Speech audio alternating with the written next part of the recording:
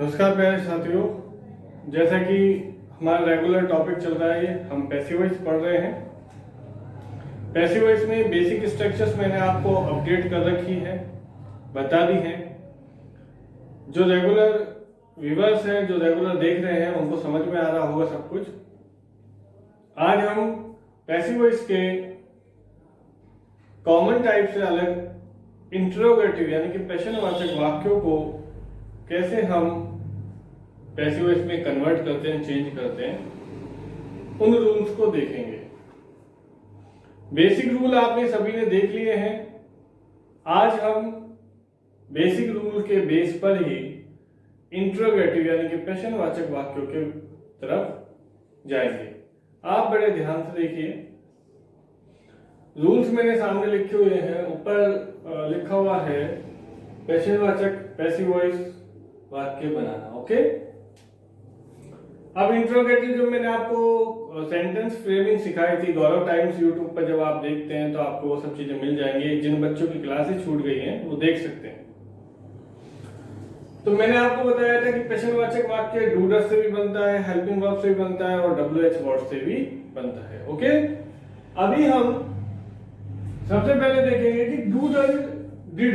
तीन मैंने आपको ऊपर लिखे हैं, डू, डज और डिड वाले जो इंट्रोगेटिव प्रश्नवाचक वाक्य हैं, वो हम कैसे बना सकते हैं। तो देखिए, मैंने एक्टिव वॉइस में डू डज की स्ट्रक्चर लिखी हुई है। डू, डज, सब्जेक्ट, वर्ब की फर्स्ट फॉर्म, ऑब्जेक्ट। ओके, दिख रखा है ना आपको, स्ट्रक्चर दिख रहा होगा। ये किसकी स्ट्रक्चर है? कोई इंट्रोगेटिव प्रश्न पूछा जाए तो ये उसकी स्ट्रक्चर है। और किसकी है? एक्टिव वॉइस की है। एग्जाम में हमसे क्या पूछा जाता है? एक्टिव वॉइस से पैसिव वॉइस बनाना। एक्टिव वॉइस किसको कहते हैं? कर्तृवाच्य को। पैसिव वॉइस किसको कहते हैं? कर्मवाच्य को। एक्टिव वॉइस में कौन प्रधान होता है? कर्ता प्रधान होता है। पैसिव वॉइस में कौन प्रधान होता है? कर्म प्रधान होता है। ठीक है, मैं एक पत्र लिखता हूं, और अगर इसको हिंदी में पैसिव वॉइस में बोला जाएगा तो एक पत्र मेरे द्वारा लिखा गया, यानी कि जिन शब्दों के अंदर द्वारा आ जाता है ना, वो वाक्य पैसिव वॉइस के लगभग बन जाते हैं। तो ये एक्टिव वॉइस की स्ट्रक्चर है। नीचे सॉल्यूशन में देखिए, पीवी लिख रखा है। पीवी का अर्थ हो गया पैसिव वॉइस। पैसिव वॉइस की स्ट्रक्चर क्या है? जहां हमने डू डज देखा, वहां हम डू डज की जगह क्या लगा देंगे? इज एम आर लगा देंगे। और जहां सब्जेक्ट है वहां क्या लगा देंगे? ऑब्जेक्ट। ऑब्जेक्ट के बाद क्या लगाना है? वर्ब की थर्ड फॉर्म, बाय और सब्जेक्ट। तो देखिए, ये तो कॉमन सी बात है कि एक साथ ना हमें डू मिलेगा ना डज मिलेगा। कहीं हमें डू मिलेगा और कहीं हमें डज मिलेगा। और दूसरी कॉमन बात क्या है कि कहीं हमें इज लगाना है, कहीं हमें एम लगाना है, कहीं हमें आर लगाना है। चलिए इसके एग्जाम्पल, उदाहरण की तरफ चलते हैं। ये उसका उदाहरण है, लिख रखा है। क्या लिखा हुआ है? Does, DOES, does he like me. ये प्रश्न लिख रखा है। क्या लिख रखा है? प्रश्न। ठीक है, अब इसको आपको किस में चेंज करना है? पैसिव वॉइस में चेंज करना है। क्या करेंगे? डज ही लाइक मी का पैसिव वॉइस क्या बनेगा? देखिए, सीधी नजर कहां जाएगी अपनी? सीधी नजर जाएगी हमारी ऑब्जेक्ट की तरफ। ऑब्जेक्ट की तरफ गए तो मी आगे उठकर आया। मी आगे जब उठकर आएगा तो मी किस में बदल जाएगा? आई में। बदल गया ना? आई के साथ हेल्पिंग वर्ब क्या लगनी है? ये सबको पता है। आई के साथ हेल्पिंग वर्ब एम लगनी है, तो हमने एम आगे लगा दी। हमने एम आगे क्यों लगाई? क्योंकि इंट्रोगेटिव है, डज आगे लग रहा है तो एम आगे लग जाएगा। ठीक है, तो ये एम आगे लगा दिया। फिर एम के बाद क्या आ गया? ऑब्जेक्ट। देखिए, ये नजर मारते रहिए आप। ये स्ट्रक्चर लिखा कि is am are, object, verb third form, by subject. तो देखिए स्ट्रक्चर को देखिए, वहां इज एम आर में तो अपन ने एम ले लिया। फिर आई ऑब्जेक्ट की बात तो मी को चेंज करके आई में बदल दिया। फिर आई बात वर्ब की थर्ड फॉर्म की बात, तो लाइक की थर्ड फॉर्म होगी लाइक, LIKED। ओके, फिर क्या लगाना है? बाय, लगा दिया। फिर क्या लगाना है? सब्जेक्ट। सब्जेक्ट क्या है? ही को चेंज करके क्या कर देंगे? हिम। तो सॉल्यूशन क्या हो गया, am I liked by him. Question क्या था, डज ही लाइक मी। उत्तर क्या हो गया, एम आई लाइक्ड बाय मी। बहुत महत्वपूर्ण बात क्या है, बहुत महत्वपूर्ण बात यह है कि अगर क्वेश्चन में इंटरोगेटिव साइन हो, प्रश्नवाचक चिन्ह हो, तो उत्तर में भी यानी कि पैसिव वॉइस में भी वह इंटरोगेटिव साइन रहेगा। पैसिव वॉइस में कोई भी साइन आपको हटाना नहीं है, कोई भी साइन आपको पैसिव वॉइस में नहीं हटाना, इस बात का आप ध्यान रखें। ठीक है, अब हम चलते हैं दूसरे स्ट्रक्चर की तरफ। ये डूडज की थी, अब डिड की। ये डिड की है, डिड किस में आता है, पास्ट टेंस में आता है। डूडज किस में आता है, प्रेजेंट में आता है। डिड में देखिए क्वेश्चन में आगे एक्टिव वॉइस में क्वेश्चन में आगे आपको क्या मिलेगा, डिड। डिड के बाद क्या, सब्जेक्ट, वर्ब की फर्स्ट फॉर्म और ऑब्जेक्ट। जब मैंने आपको टेंस सिखाए थे, सेंटेंस फ्रेमिंग सिखाई थी, बताया था, क्या बताया था, मैंने आपको बताया था कि जो डिड वाले वाक्य होते हैं उसमें वर्ब की फर्स्ट फॉर्म आती है। Did plus subject plus verb की फर्स्ट फॉर्म प्लस ऑब्जेक्ट। अब इसको किस में चेंज करना है हमको, इसको चेंज करना है पैसिव वॉइस में। पैसिव वॉइस की स्ट्रक्चर क्या है, ये पैसिव वॉइस लिख रखा, और इसकी स्ट्रक्चर क्या है, ये दी सामने। डिड के नीचे क्या लिख रखा है, वाज वर्ब। वाज वर्ब के साथ क्या है, ऑब्जेक्ट है, फिर क्या है, वर्ब की थर्ड फॉर्म है, फिर क्या है, बाइंग है, फिर क्या है, सब्जेक्ट है। यानी कि जो प्रेजेंट सिंपल की स्ट्रक्चर थी ना, वही लगभग पास्ट सिंपल की है। फर्क कितना सा है कि इसमें जमा आ रहा है, इसमें वाजिब आ रहा है, बाकी कोई नहीं है। देख लीजिए, कोई डिफरेंस नहीं है। अब इसके क्वेश्चन की तरफ देखते हैं। क्वेश्चन क्या है, क्वेश्चन है did she teach English. Question क्या है, डिड शी टीच इंग्लिश। क्या करेंगे, सॉल्यूशन की तरफ जाते हैं। सॉल्यूशन की तरफ जब जाएंगे तो हमको बेस्ड स्ट्रक्चर रखना है। जिसको स्ट्रक्चर क्लियर है उसको पैसिव वॉइस और एक्टिव वॉइस या किसी भी तरीके की कोई भी चीज में कोई कभी दिक्कत नहीं आएगी। देखिए पैसिव वॉइस के स्ट्रक्चर में क्या दे रखा है, वाज वर्ब दे रखा है ना, वाज वर्ब दे रखा है और ऑब्जेक्ट दे रखा है, और क्या दे रखा है, वर्ब की थर्ड फॉर्म, और क्या दे रखा है, बाय और सब्जेक्ट। क्या करेंगे आप इसे चेंज करेंगे। कैसे चेंज करेंगे, वॉच इंग्लिश टॉट बाय हर। कैसे किया हमने स्ट्रक्चर को देखा, फिर ध्यान से सुनिए। देखिए क्वेश्चन था हमारा डिड शी टीच इंग्लिश, ये था ना। हमको इसको किस में चेंज करना है, हमको इसको पैसिव वॉइस में चेंज करना है। पैसिव वॉइस में चेंज करने के लिए हम क्या करेंगे, हम पैसिव वॉइस में चेंज करने के लिए इसको अपने हिसाब से, जो अपना टेंस है उस हिसाब से चलने का प्रयास करेंगे। देखिए सबसे पहले पैसिव वॉइस में हमको बनाते वक्त किसको सिलेक्ट करना होता है, ऑब्जेक्ट को। तो डिड शी टीच इंग्लिश में ऑब्जेक्ट क्या है, ऑब्जेक्ट है इंग्लिश। इंग्लिश आगे आ गया, इंग्लिश आगे आ गया। स्ट्रक्चर देखिए, हमें ऑब्जेक्ट के साथ पहले तो हम साधारण वाक्य होते थे तो हम यहाँ पर वाज वर्ब या कोई हेल्पिंग वर्ब लगाते थे, लेकिन साधारण वाक्य नहीं, प्रश्नवाचक है, इसलिए हम हेल्पिंग वर्ब आगे लगा रहे हैं, ऑब्जेक्ट से आगे लगा रहे हैं, वॉज या वर। तो इंग्लिश के साथ हमने क्या जोड़ दिया, वॉज। वॉज भी जोड़ा। बेसिक रूल क्या है कि यहाँ जो सॉल्यूशन में हेल्पिंग वर्ब लगेगी वो हेल्पिंग वर्ब इस ऑब्जेक्ट के अकॉर्डिंग लगेगी। यानी कि ऑब्जेक्ट एक वचन है तो एक वचन के अकॉर्डिंग, और ऑब्जेक्ट बहुवचन प्लूरल है तो प्लूरल के अकॉर्डिंग हमको लगाना है। तो वॉज इंग्लिश हो गया। फिर क्या बचा हमारे पास, हमने वॉज वर्ब में से वॉज लिख दिया, ऑब्जेक्ट का हमने इंग्लिश लिख दिया, बचा क्या है, वर्ब की थर्ड फॉर्म। ढूंढिए वर्ब की थर्ड फॉर्म क्या है, टीच। टीच में से टीच की थर्ड फॉर्म क्या होती है, टॉट होती है, तो हमने वॉज इंग्लिश टॉट कर दिया। फिर हमारे पास क्या बचा, बाय और सब्जेक्ट। ये बाय शी का हम क्या कर देंगे, हर कर देंगे। बहुत सरल है, बिल्कुल आराम से आप इनको कर सकते हैं। और ये बात मैं आपसे शुरू से कह रहा हूं कि प्रैक्टिस मेक्स मैन परफेक्ट। और दुनिया भर की एक्सरसाइजेस यूट्यूब पर, गूगल पर उपलब्ध हैं, आपकी बुक्स में उपलब्ध है, और अगर आप उन्हें करेंगे तो आपको निश्चित रूप से फायदा मिलेगा। ठीक है, मैंने आपको डूडज का बता दिया, डिड का बता दिया। देखिए मैंने डूडज और डिड ही बताया, मैंने और नहीं बताया। और क्यों नहीं बताया, देखिए अन्य के लिए ये एक बेसिक स्ट्रक्चर होती है। इस स्ट्रक्चर को ध्यान से देखिए, क्या लिख रखा है, helping verb object, be being, being verb की थर्ड फॉर्म और बाय सब्जेक्ट। बड़े ध्यान से देखिए, अंग्रेजी में अगर कोई इंट्रोगेटिव सेंटेंस बनाना है और उसका इंट्रोगेटिव सेंटेंस का क्या बनाना है, पैसिव वॉइस बनाना है। ठीक है, क्या बनाना है, पैसिव वॉइस। तो या तो ये तीन स्ट्रक्चर्स हैं, डू डज वाली, डिड वाली, या फिर ये स्ट्रक्चर है। यानी कि अगर आप इस एक स्ट्रक्चर को ढंग से समझ ले, सिर्फ एक स्ट्रक्चर, 50 नहीं सीखनी आपको, सिर्फ एक स्ट्रक्चर, ऊपर की चाहे आप याद ना करें, समझे नहीं, लेकिन ये स्ट्रक्चर ऐसे एक, इसको समझ लीजिए, एक स्ट्रक्चर समझ लीजिए, आप इंट्रोगेटिव पैसिव वॉइस बनाने में कभी भूल नहीं करेंगे।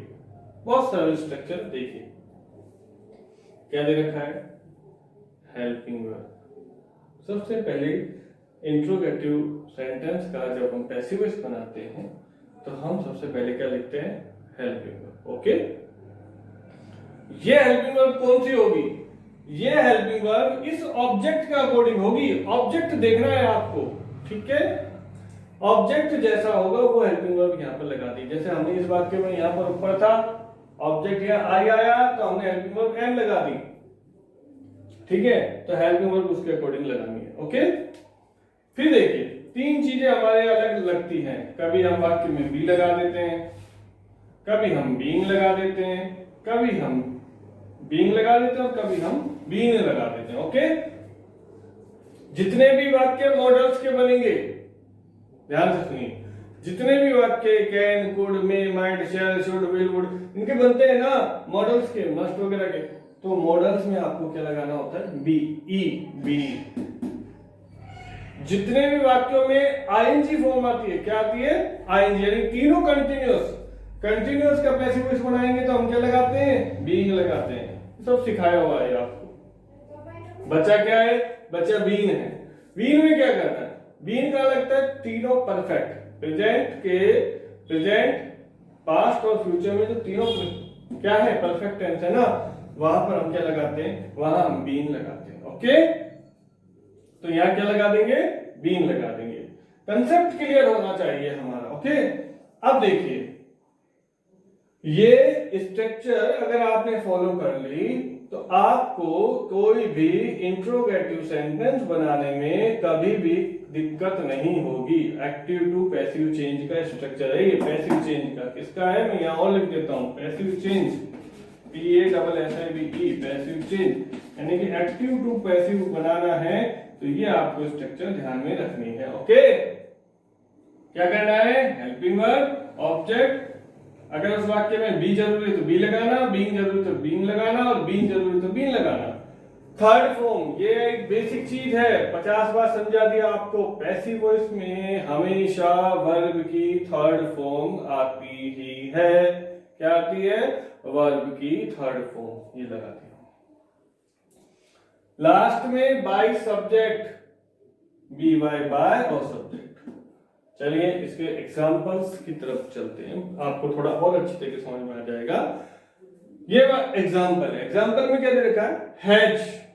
ओके, क्या दे रखा है, हैज ही सोल्ड बुक्स। ये प्रेशन है, ये प्रेशन है, एक्टिव वॉइस है और इसको हमको चेंज करना है। किसमें चेंज करना है, इसको हमको पैसिव वॉइस में चेंज करना है। किसमें चेंज करना है, पैसिव वॉइस में। देखिए ऑब्जेक्ट क्या आ गया हमारे पास, बुक्स है ना, क्या है, बुक्स है। पैसिव वॉइस क्या है हमारे पास, वो सॉरी ऑब्जेक्ट क्या है हमारे पास, बुक्स है। तो बुक्स को उठाकर आगे ले आओ, लिया है, बुक्स को उठाकर आगे लिया।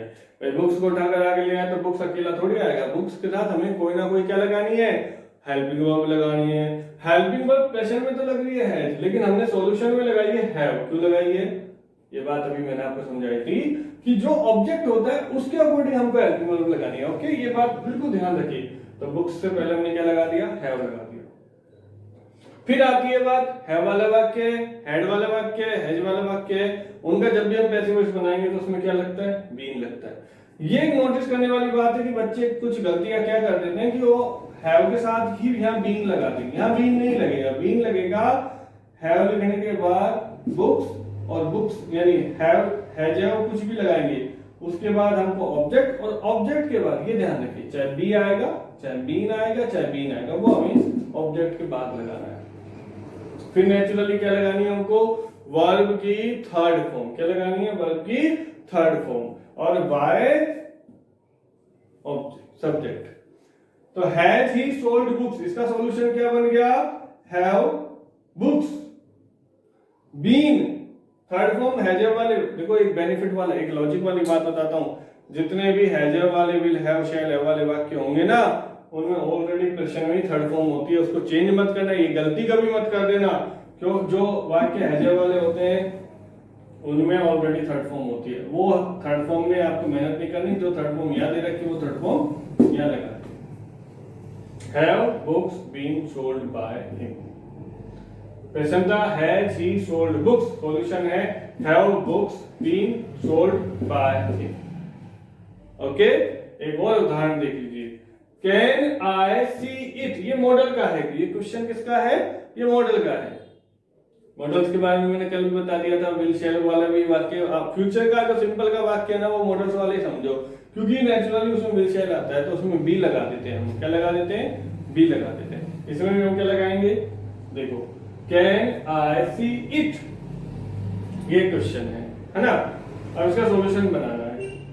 पीछे चले जाओ, कल भी आपको समझाया था कि पैसिव वॉइस में मुंह, बकरी का मुंह और पूंछ, इसका ही खेल है। जहां पूंछ है वहां मुंह लगा दो, जो मुंह है वहां पूंछ लगा दो। तो इसकी पूंछ क्या है, इसकी पूंछ ईट है, ईट को मुंह की तरफ ले जाओ, ईट को ले आए ना आगे अपन, ईट बदलता ही नहीं, ईट का ईट ही रहता है। ओके, ये ईट आ गया, कैन कैन की जगह रहा, इट इट की जगह, इट आई की जगह आ गया, बचा को बी। बी क्यों लगाएंगे, ये मॉडल्स का स्ट्रक्चर है, इसलिए मॉडल्स वाले में बी लगेगा, ठीक है, हैजर वाले में बीइंग लगेगा, और आईएनजी वाले में बीइंग लगेगा। कैन इट बी, सी की third form seen by me, solution हो गया can I see it, question है तो सॉल्यूशन हो गया can it be seen by me. ये सारे क्वेश्चंस, सॉल्यूशंस आपके सामने हैं, आप इसका एक बार स्क्रीनशॉट ले लीजिए। आपकी सुविधा के लिए मैं कुछ एक्सरसाइज के लिए कुछ क्वेश्चंस भी आपके लिए यहाँ लिख दूंगा, आप उन्हें करके देखिए, और देखिए मेरी बात सुनिए। फिर मैंने अभी कुछ दिनों का गैप दिया था, इसलिए दिया था कि आप लोग एक्सरसाइज कर लें। मैं दोबारा आपके लिए कुछ दिनों का गैप दूंगा, इसलिए ये पैसिव वॉइस का टॉपिक आप पहले एक्सरसाइज करके ढंग से ठीक कर ले, फिर उसके बाद हम नए लेसन की तरफ बढ़ेंगे। ठीक है, आप एक बार इसको देख लीजिए, इसका स्क्रीनशॉट ले लीजिए, ताकि आपको ये रूल सभी याद रहे। ले लिया आपने?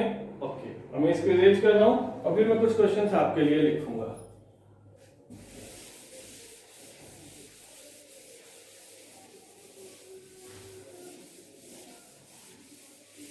देखिए, अब मैं आपके सामने कुछ इंपॉर्टेंट ऐसे जो क्वेश्चन हैं जो इंट्रोगेटिव बेस्ड है, वो बताने जा रहा हूं। देखिए, मैं लिख रहा हूं, आपको उनका सॉल्यूशन लिखना है। ठीक है, मैंने तो आपको बता दिया, मैं आपके सामने उदाहरण लिखता हूं। Have you solved my questions? Have you solved my questions? ये आपको सॉल्व करना है। ओके, दूसरा क्वेश्चन दे रहा हूं,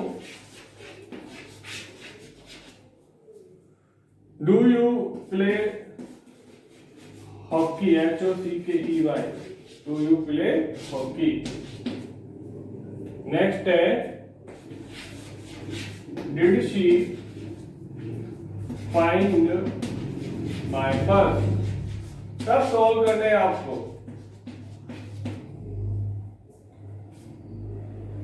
नेक्स्ट है, Was he telling a story?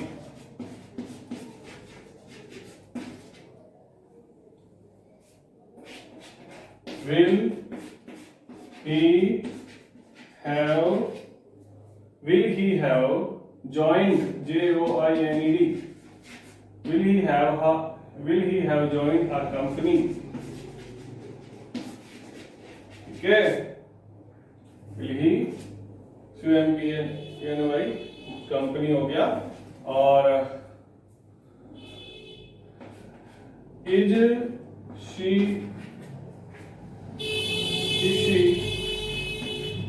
watching TV? Okay. Had we lost our time? Have we lost our time? ये कुछ मैंने आपको क्वेश्चन दिए हैं, you just try to solve them, ठीक है। और then after we meet again, सब क्वेश्चन आपको करने हैं प्रैक्टिस में, परफेक्ट। आप इसके स्क्रीनशॉट ले लीजिए, उसके बाद हम दोबारा मिलेंगे। ओके।